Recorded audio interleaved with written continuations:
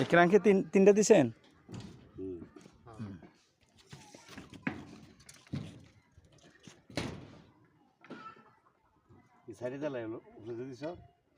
দেন, অসুবিধা নেই। হ্যাঁ, যেটা ইয়ার রিংয়ের উপরে পরে সাইডে দিলেই হবে। আর তারপরে মার্কিং হওয়ার পরে এই যে লেভেল পাইপে লেভেল টানা হলো, সেইখানে এই যে দেখেন এই যে লেভেল থেকে সব দিকে এরকম সব দিকে সুতা টানানো হয়েছে, টান করে অনেক টাইট করে, এই যে টান করে এই সুতাগুলো টানানো হয়েছে।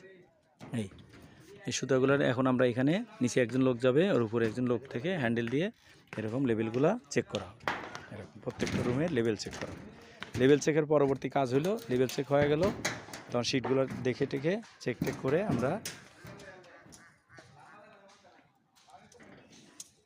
রড উঠাবো।